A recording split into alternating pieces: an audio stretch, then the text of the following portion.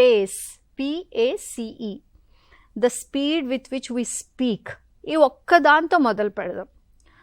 Many times మనం చెప్పాలనుకున్నది చెప్పేసేయాలన్న ఆతృతతో మనము ఒక స్పీడ్ మెయింటైన్ చేస్తాం. అది మనకి ఉన్న న్యాచురల్ స్పీడ్ ఒకటైతే, రెండోది ఆ యాంగ్జైటీ రెండో విషయం అనమాట. దాన్ని మనం ఎంత బేస్లోకి తీసుకెళ్ళి స్లోగా ఆ పాజెస్ ఇచ్చుకుంటూ మాట్లాడితే ఆ కమ్యూనికేషన్ అనేది, మన పర్పస్ ఏంటి, మనం చెప్పాలనుకున్నది అవతల వాళ్ళకి రీచ్ అవ్వాలి. ఆ రీచ్ అవ్వటానికి ఈ పేస్ అన్నది, ఇది ఆల్ఫా స్టేట్ కమ్యూనికేషన్ అంటారు. దీన్ని మనం ఈ పేస్లో తీసుకెళ్తూ నిదానంగా ఎక్స్ప్లెయిన్ చేసుకుంటూ ఎదుటి మనిషి గురించి అర్థం చేసుకుంటూ మన ప్రాసెస్ని చేసుకుంటూ ఉంటే ఆటోమేటిక్గా అన్నీ వెళ్తాయి. ఐ కాంటాక్ట్స్ ఇవన్నీ ప్యారలల్లీ వెళ్ళిపోతాయి. ఈ పేస్లో కాన్ఫిడెన్స్ ఇంపార్టెంట్. మనం మాట్లాడాలనుకుంటున్నది ఏంటో మనకి ఫస్ట్ తెలియటం ఇంపార్టెంట్. ఒక చిన్న డెమాన్స్ట్రేషన్తో ఈ కాన్సెప్ట్ని క్లోజ్ చేద్దాం. నేను నో అని చెప్పాలనుకుంటున్నా.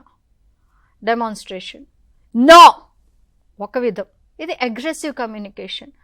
అండ్ నేను అంటంలో కూడా నా బాడీ లాంగ్వేజ్ దాని గురించి ఒక మెసేజ్ పాస్ చేస్తుంది. అవతల మనిషికి ఏమర్థమవుతుంది, వీడికి ఇష్టం లేదు, not that I should not do, నేను చేయకూడదు అని అర్థం కావట్లా, వీడికి ఇష్టం లేదు, వీడిని ఇరిటేట్ చేయొచ్చు అనేది immediate response from the other person. Versus no, I have a grandson and this works like a magic.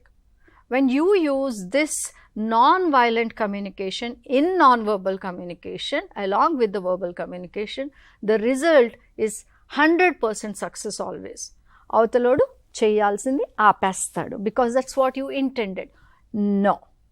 So like sir said, there are so many things in non-verbal communication lo, body language lo చాలా విషయాలు ఉన్నాయి which you are I'm demonstrating and you're observing me. Eye contact చేయటం, బాడీని use చేయటం, చెప్పాలనుకున్న దాని మీద అవగాహన ఉండి ఎంతవరకు వెళ్ళాలి, ఎప్పుడు ఆప్ చేయాలి అనేది తెలుసుకుంటూ వెళ్ళటం, ఇవన్నీ కూడా మన నాన్ వర్బల్ కమ్యూనికేషన్లో బాడీ లాంగ్వేజ్ కింద వచ్చే విషయాలు. Keep practising body language.